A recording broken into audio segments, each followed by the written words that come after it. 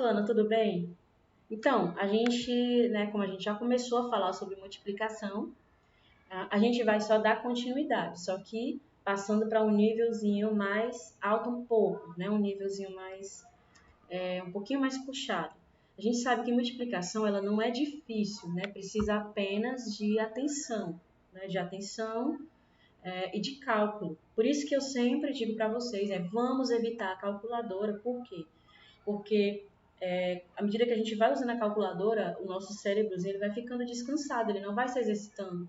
Então a gente precisa forçar a nossa cabecinha para que ele se acostume a resolver as questões que a gente coloca para ele, né? No caso, se você ficar trabalhando o seu cérebro, você não vai ter dificuldade para resolver uma multiplicação, né? Então, até agora nós trabalhamos com a multiplicação por um algarismo, certo? Então, vamos relembrar como é que são algumas delas? Por um algarismo, né, a gente vai começar pelo 2. Existem termos que a gente usa para o produto dessas multiplicações de acordo com o multiplicador, né? Lembrando que o multiplicando é o número que vai ser multiplicado, é o número que vai se repetir. E o multiplicador é aquele número que vai dizer quantas vezes a gente vai repetir esse valor, certo? No caso, quando multiplicamos um número por 2, né, encontramos o dobro dele. Quando multiplicamos por 3, a gente encontra o triplo. Quando multiplicamos por 4, encontramos o quádruplo. Quando multiplicamos por 5, encontramos o quíntuplo. Quando multiplicamos por 6, encontramos o sextuplo. Né? No caso de quando a gente multiplica por 7, encontramos o sétuplo. Quando multiplicamos por 8, encontramos o óctuplo. Quando multiplicamos por 9, encontramos o nônuplo. E quando a gente multiplica por 10, nós encontramos o décuplo, certo?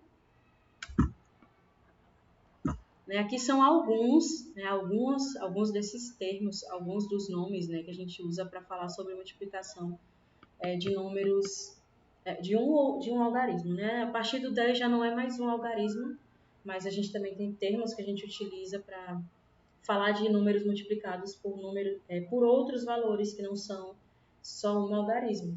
Então a gente vai hoje, né, ver exemplos, né, em como é que a gente faz a multiplicação por 2 ou 3 algarismos, certo? No caso aqui eu trouxe para vocês um exemplo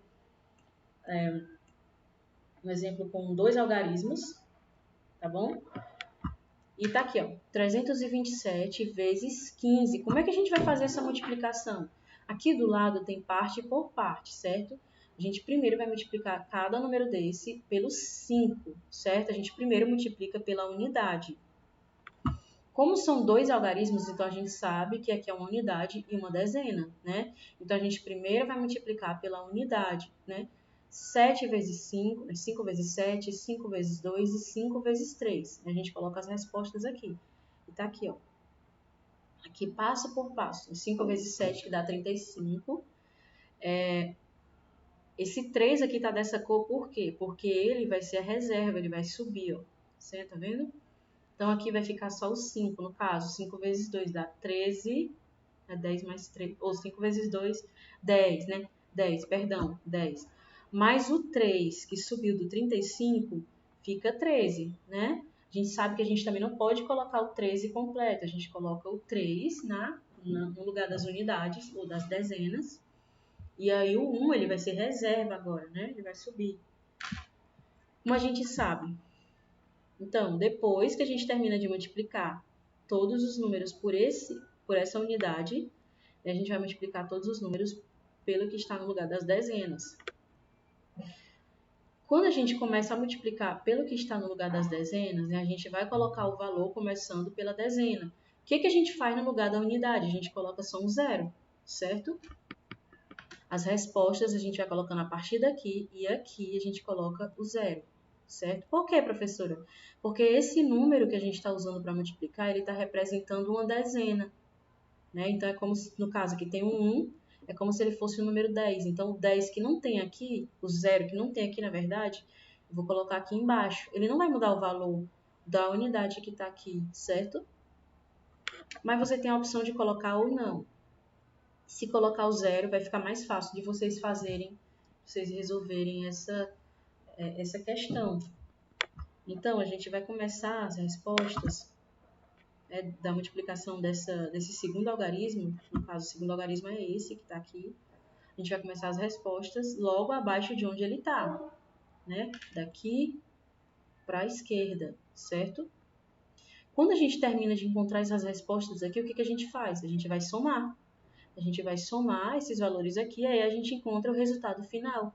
No caso, 327 vezes 15 é 4.905. Né? Aqui tem passo a passo. Ó. Aqui tem a primeira parte, que é os números sendo multiplicados pelo 5, e a segunda parte, que são os números multiplicados por 1. No caso aqui foi colocado assim, porque tudo multiplicado por 1 dá ele mesmo, então não precisava ser um de cada vez, né? A gente sabe que 327 vezes 1 é 327, certo? Então, agora eu vou mostrar para vocês, né, a multiplicação por 3 algarismos. A gente vai usar a mesma regra, gente, certo? É a mesma regra. Ó, primeiro a gente multiplica todos pelo 1, vai colocando as respostas aqui. Aqui tem passo a passo, certo? Primeiro multiplica por 1, né? No caso aqui não está mostrando eles multiplicados por 1, mas a gente sabe que é o mesmo valor. A gente sabe que é o mesmo valor, né? Depois a gente vai multiplicar cada algarismo desse pelo 3, certo? E aqui está mostrando, ó. 3 vezes 5, 3 vezes 7, 3 vezes 3, 3 vezes 4, certo?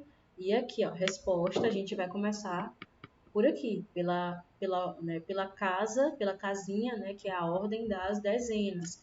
Por quê? Porque a gente está multiplicando pelo número que está na ordem das dezenas. Então, a gente precisa começar a colocar a resposta a partir daqui. Né? O lugarzinho que ficou vazio, como eu já havia falado, a gente coloca um zero, certo?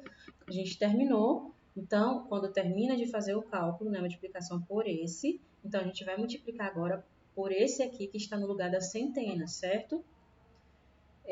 Da mesma forma que a gente fez quando multiplicou com esse número que está nas dezenas, esse algarismo que está nas dezenas, a gente vai fazer com esse aqui, ó. A resposta a gente vai começar pela casinha, pela ordem da centena, certo? Da centena simples. E o lugar vazio, professora, a gente vai colocar zeros, certo? A gente vai colocar zeros. Como ele representa uma centena, então a gente coloca os zeros, 2 zeros, certo? E aí a gente começa as respostas, né, da multiplicação que a gente fez por ele, começando aqui, ó. Se a gente tivesse a multiplicação por 4 algarismos, quando a gente fosse começar a multiplicação pelo 4 algarismo, a gente começaria a resposta por aqui, ó, pela casa da unidade de milhar, certo?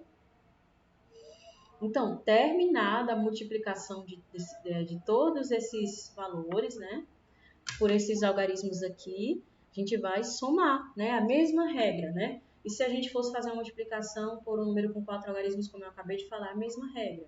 A única coisa que muda é porque agora são 4 algarismos, né, e por isso vai aumentar a quantidade. Mas a regra é a mesma, da mesma forma que a gente faz. Terminou de encontrar essas respostas aqui, né, vai somar tudo, tá bom? Para encontrar a resposta. No caso aqui deu 1.010.625. Né? Ó, unidade, dezena, centena, ponto. Unidade, dezena, centena, ponto. Então, gente, é isso, né? Um conteúdo que não é difícil, precisa apenas de organização. Né? Se você mantiver a organização, número embaixo de número, unidade no lugar da unidade, dezena no lugar da dezena, centena no lugar da centena e por aí vai, né? Não, você vai conseguir entender tudo muito direitinho, certo? Porque é importante que cada número obedeça a sua ordem, porque quando a gente tira um número da unidade e coloca ele na ordem da dezena, a gente vai estar transformando ele em dezena, né? Fica errado porque ele não é uma dezena, né? Então, é isso que eu digo para vocês, né? Vamos procurar manter a organização, vamos evitar a calculadora, vamos fazer o cálculozinho na nossa cabecinha, utilizando o lápis para contar, certo?